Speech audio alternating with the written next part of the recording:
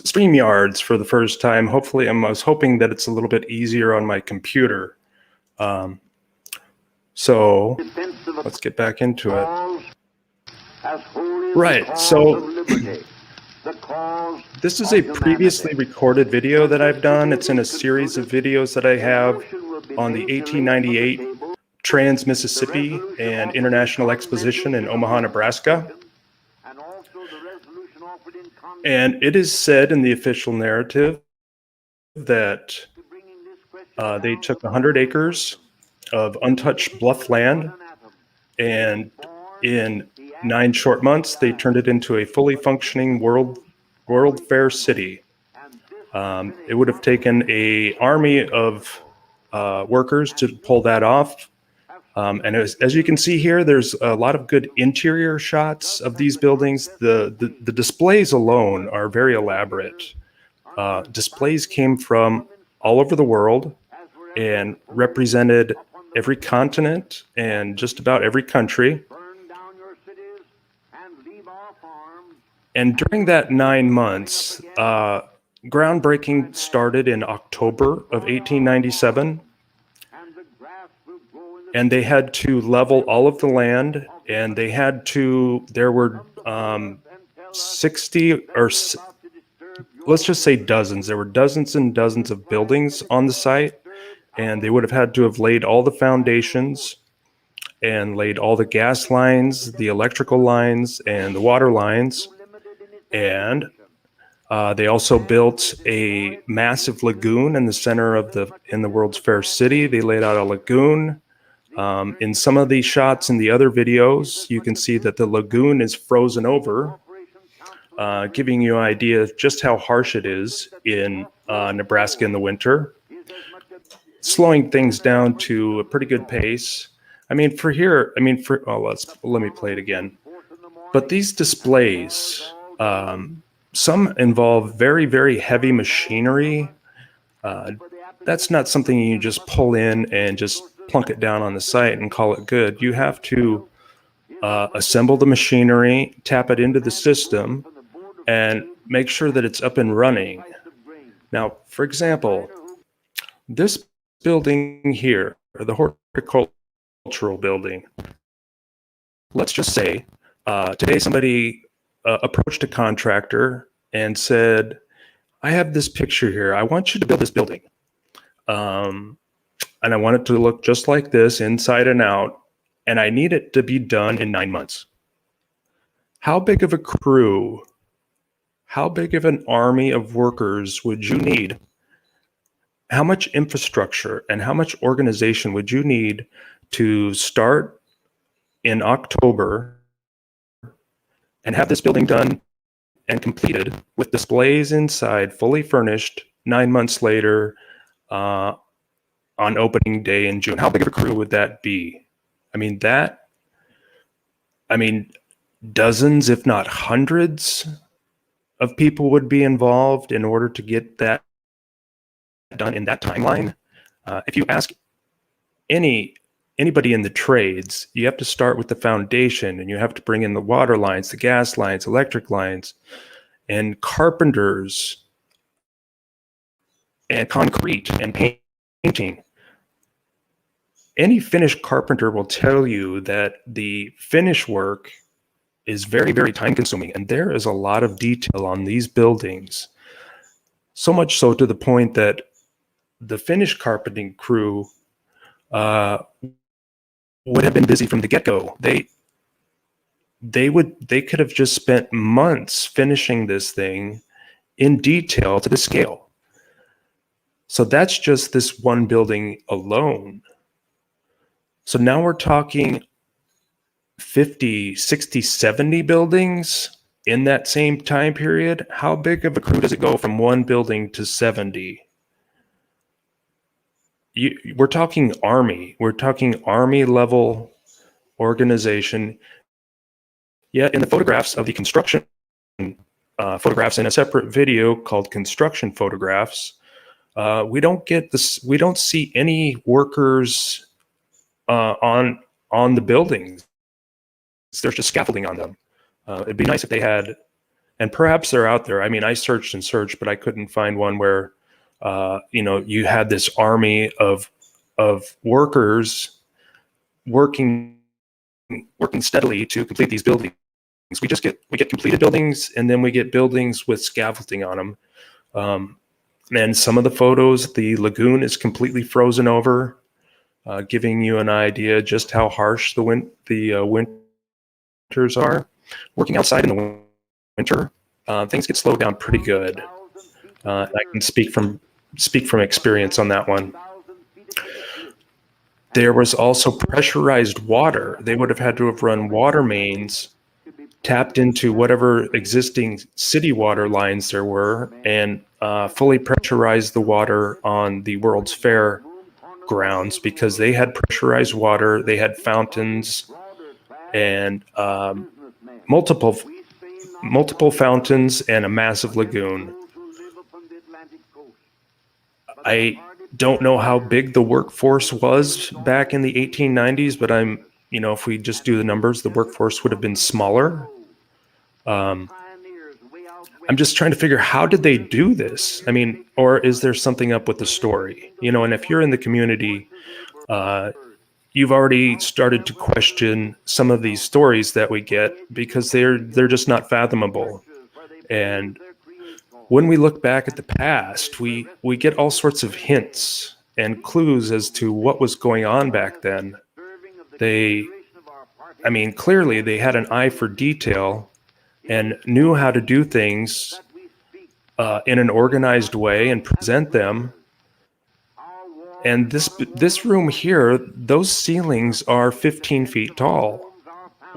Why would you build a house with ceilings 15 feet tall? So to bring in, let's say the building was done, let's say the building was completed, and then you had to bring in the displays to put on show. How long would it take to bring in all of these displays, assemble them, and do the finished carpentry work inside of these places? Now, can we do that in that 9-month period? I mean, it's an awfully small window to do such a huge amount of work. But thank you all for coming out and joining the stream. I see some names. Clash with Bow, how you doing, man? Thank you for joining the stream. Hippie Shakes here. Ben Porter, yeah. Rory R's here. Just wanted to thank you all for coming out. I'm trying out some new software, StreamYard, and the hopes is that it's a little easier on my computer. When I do it on OBS, it really bogs down my laptop, and I get a lot of choppy images, and it doesn't look very good. It's just not a very clean look. And so anybody out there, Clash with Bow, maybe you could help me out. I know I see you on your live streams. That Bad Badger stuff is just hilarious. If anybody hasn't checked out Clash with Bow's channel, go check him out. It's very entertaining. Thank you for stopping by.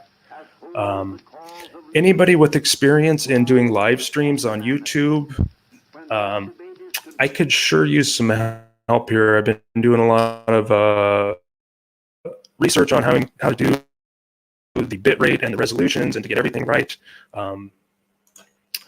And then, because yesterday the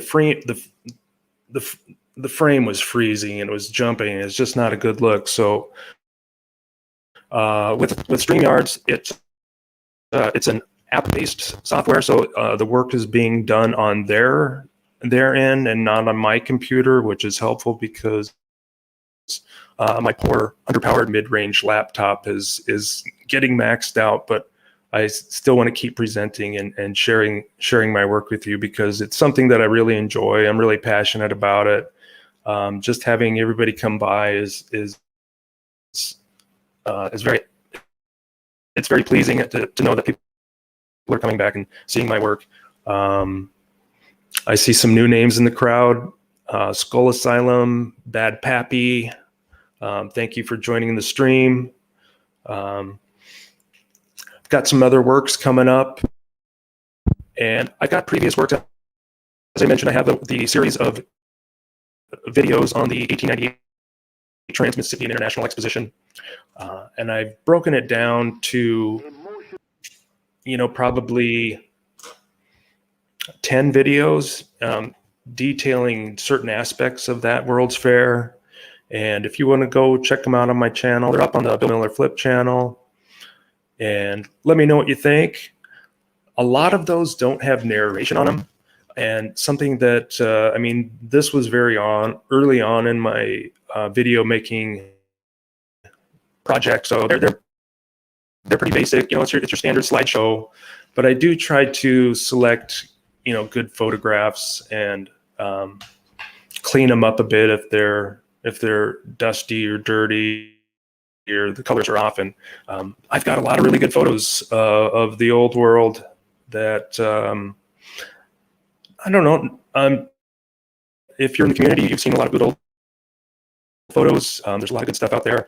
My thing is, I think that the day will come that the information that we glean, that we learn from the old world, and it's happening now, we'll be able to apply it to today and all of the acts that are going on the world stage. I think that we can use the information from the old world and apply it to today, and it turns out to be a very peaceful and positive change and an experience that that takes place. So I'd like to, if this is viable, I'll take a look at it when it's over. I mean, the video does look better. It's not so choppy. I'm hoping it's good on your end. If this works out, I can go back to my collection of videos on the Trans World Mississippi Exposition and put narration to them like this. So that's the idea. But again, I want to thank everybody for coming out. Check out my videos that are up on the channel, and I'll be back soon. I got some new works coming out, some more Piranesi, some more Giovanni Battista Piranesi videos. I'm working on one with his Vedute di Roma. Those are incredible. So again, thank you everybody for stopping out, and I'm going to end the stream, and I'm going to have it upload onto YouTube and take a look at it. And the goal is for a better, cleaner look and something enjoyable for the viewer. Nobody wants to come and check out a live stream where the video's choppy or the content is not presentable. So my goal is that it's enjoyable for you, the viewer, and I will talk to you soon. Have a good rest of your Sunday, and we will talk soon.